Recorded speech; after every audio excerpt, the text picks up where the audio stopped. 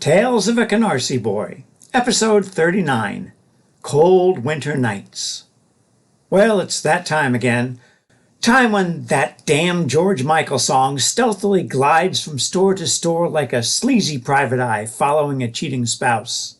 Nat King Cole croons about chestnuts and fires, while Johnny Mathis hears the bells on Christmas Day. And Baby It's Cold Outside gives us our annual glimpse into the predatory male psyche.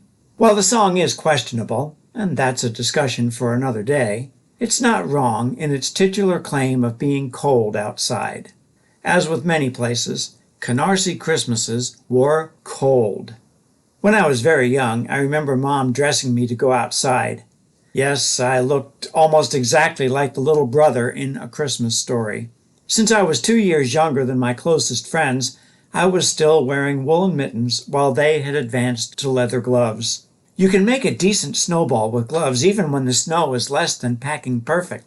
With mittens, not a chance. On snow days, it was like I had a target on my chest and no way to fight back. Eventually, I was able to dress myself for winter. I didn't do badly most of the time. I could walk to and from PS 114 and Bildersea Junior High without freezing to death. Can't recall ever complaining about the temperature.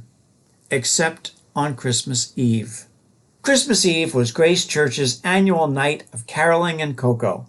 About 20 of us, adults and teenagers, would pile into Pop's station wagon and a few other vehicles, all lined up on East 92nd Street, and we'd drive to the homes of various shut-ins and other older folks. I never really knew cold until those nights. It would start okay. We'd sing a half-dozen carols to Mrs. Barnett.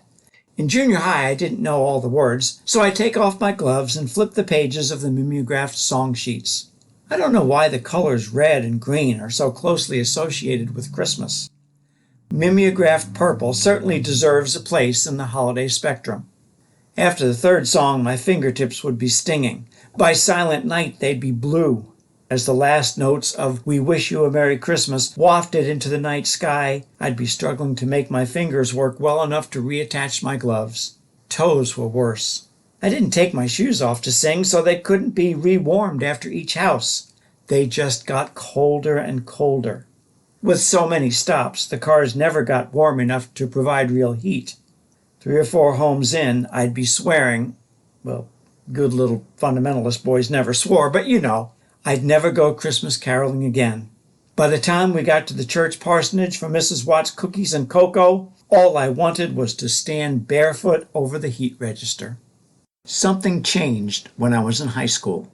I really don't know what caused it or exactly what year it first happened, but I remember the first caroling night I didn't feel I was on the verge of frostbite.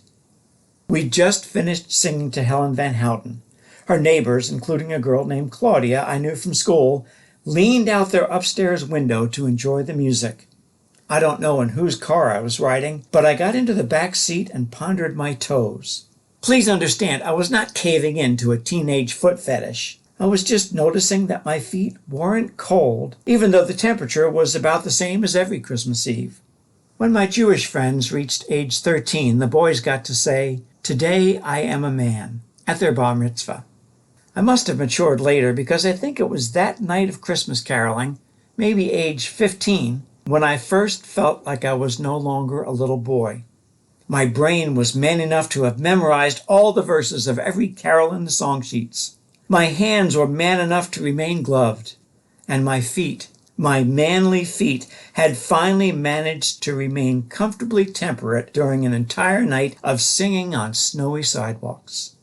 Baby, it was cold outside. But when we got to the parsonage for snacks, I was ready. I even passed on the cocoa in favor of a steaming cup of coffee. Cream and sugar, please. I'll be continuing these Tales of a Canarsie Boy throughout the coming year. I hope you'll enjoy the journey with me. Happy holidays.